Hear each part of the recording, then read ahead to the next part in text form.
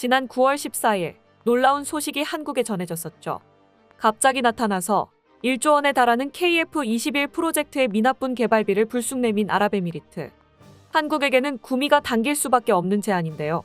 KF-21의 금전적 리스크를 해소하는 동시에 인니와의 악연을 끝낼 수 있는 기회였기 때문입니다.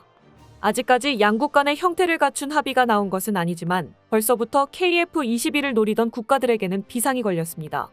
이미 인니를 포함해서 여러 국가가 KF-21 관련 협력을 원해 한국에 문의를 하고 있었던 상황.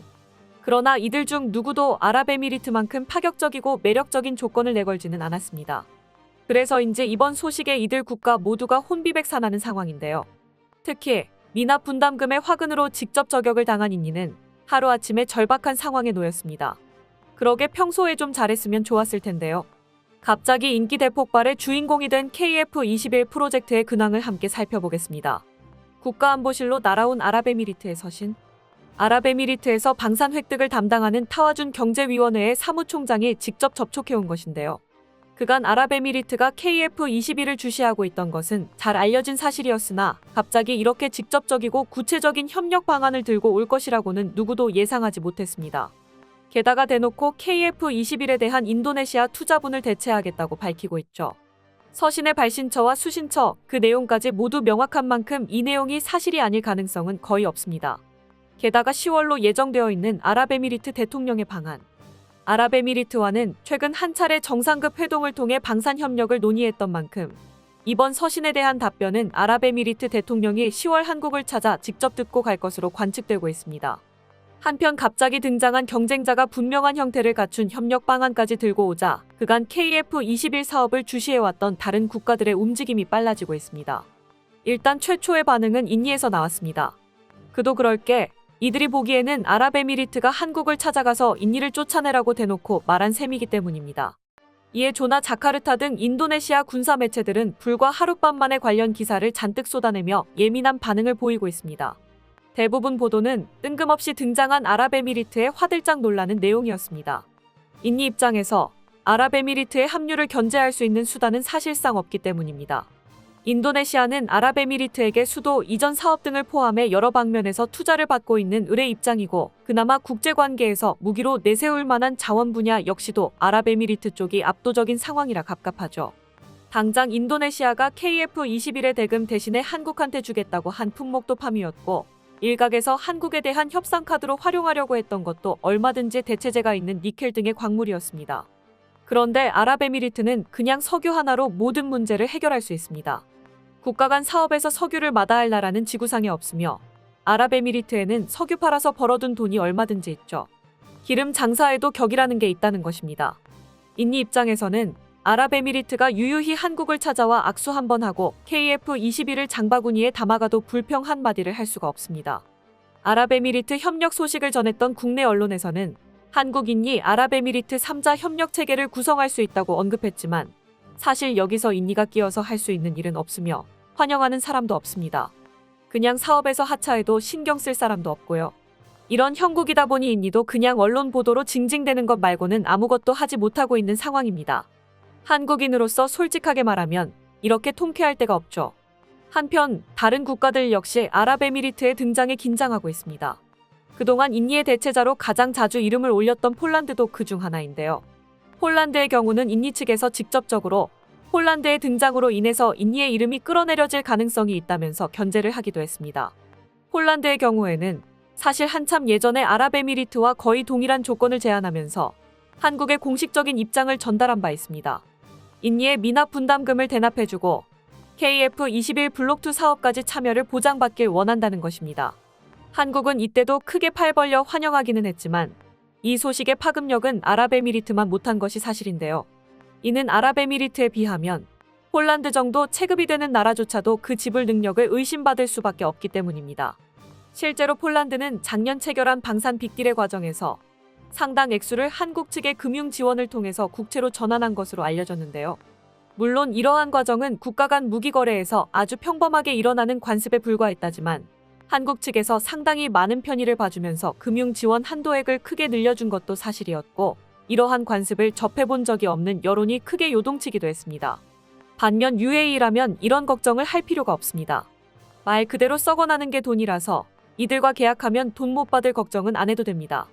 폴란드도 딱히 돈을 안 주겠다는 것은 아니겠지만 그 신뢰도의 차이를 무마할 수가 없죠. 하지만 그렇다고 해서 폴란드가 이대로 밀려날 수는 없는 상황입니다. 지금 세계의 그 어느 나라보다도 무기를 원하는 나라가 바로 폴란드이기 때문입니다. 이대로라면 폴란드는 우크라이나에 이어서 두 번째로 러시아를 틀어막는 수문장 역할을 해야 합니다.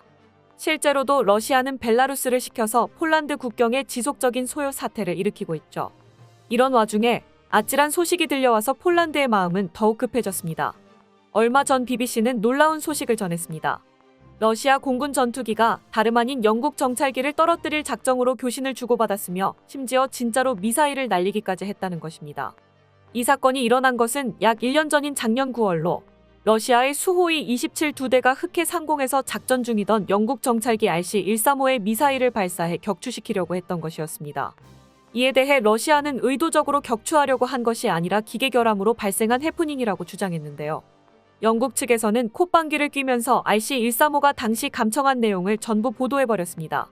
당시 러시아 측 지상관제소에서는 RC-135의 대응에 관해 모호하고 비전문적인 지시를 내렸다고 하는데요. 두 대의 수호이 27 중 하나가 이 지시를 격추하라는 의미로 이해해버렸다고 합니다. 미사일이 날아가자 다른 한 대에서는 욕설을 섞어가며 무전을 보냈고 그럼에도 불구하고 미사일을 쐈던 수호이 27은 한 발을 더 쏘려고 했다고 하죠. 다행히 첫 번째 미사일은 빗나갔고 두 번째 미사일은 알 수 없는 오작동으로 인해 발사되지 못했다고 합니다. 그리고 우습게도 이 모든 상황과 러시아 측이 주고받은 무전은 RC-135 측에서 모조리 감청하고 있었다고 하죠. 영국 측이 공개한 내용에는 이들이 주고받은 바보 같은 무전 대화 내용도 포함되어 있었습니다. 만약에 이때 영국 정찰기가 미사일에 맞아 추락하기라도 했다면 1년 뒤 지금 세계의 모습은 아주 많이 달랐을 것입니다. 이 사건으로 러시아를 상대하는 국가들은 크게 두 가지를 생각했을 것입니다.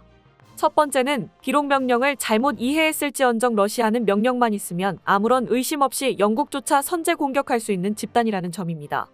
그리고 두 번째는 마치 옆방에서 말하는 것처럼 무방비하게 통신 내용을 훔칠 수 있는 데다가 미사일조차 제대로 쏘지 못하는 절망적인 품질의 러시아산 전투기에 대한 회의감이죠. 폴란드도 마찬가지로 이런 생각을 하지 않을 수 없었을 텐데요. 국경에서 소요 사태를 일으키는 벨라루스 군인들과 난민들은 명령 한 번에 침략군으로 돌변할 것이 확실한데 이들을 막아야 할 공군 전력 일부는 여전히 러시아산 미그-29와 수호이 22입니다. 대부분을 우크라이나에 넘기기는 했지만 여전히 완전히 교체하는 데에는 시간이 좀 걸리는 상황. 이런 상황에서 폴란드는 한국의 KF-21 프로젝트에 걸고 있는 바가 매우 큽니다. 내년 전반기 안에 본격적인 양산이 시작되는 KF-21 프로젝트에 올라타려면 시간이 얼마 남지 않은 상황인데요. 최소 3개월에서 아무리 늘어져도 9개월 안에는 방침을 확실히 해야만 합니다. 그래도 지금까지는 인니의 가장 유력한 대체자로 꼽히고 있었지만 UAE의 등장으로 안심할 수가 없어졌죠. 이에 폴란드는 지난 9월 14일 UAE가 사업 참여를 요청한 날과 같은 날 하나의 사업을 시작합니다. 바로 멀티롤 전투기를 2편대 분량 도입하는 사업으로 자기들이 직접 후보 기종을 지명하기까지 했죠. 약 32대 정도 구매하게 되는 이 사업에는 유로파이터 타이푼, F-15EX, F-35A와 F-16의 조합 그리고 마지막으로 KF-21이 지명되었습니다. 아직 양산이 되지 않았는데도 경합에 참여시키겠다고 한 것인데요. 유로파이터의 경우 독일 방산을 척져버린 폴란드의 입장상 도입 가능성이 높지 않아 보이고 F-35A와 F-16 조합의 경우는 이미 폴란드 공군이 적극적으로 도입하고 있어서 별개의 사업을 통해 따로 구입할 타당성이 부족하다는 평가가 나오고 있습니다. 결국 이 사업은 F-15EX와 KF-21의 맞대결이 될 것으로 보이는 상황. 물론 양산이 되지 않았다는 점은 이득보다는 발목을 잡을 가능성이 높아서 빠른 도입을 원하는 사업 성격상 F-15EX를 선택할 것으로 많은 전문가들이 예상하고는 있습니다.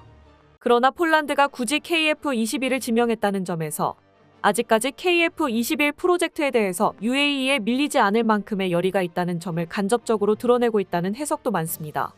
게다가 F-35A의 사례처럼 F-15EX도 별도의 사업을 통해 구매가 막 확정된 참이라서 KF-21이 선정될 가능성이 아예 없는 것도 아니죠. 이 사업은 인니를 제외하면 KF-21이 외국의 장비 획득 사업에 직접적으로 언급된 첫 사례가 될 것으로 보이는데요. 역시 UAE의 등장에 자극을 받았다는 분석이 지배적입니다. 한편 최근 들어 KF-21에 눈독을 들이고 있던 것으로 회자되던 사우디아라비아는 어떨까요?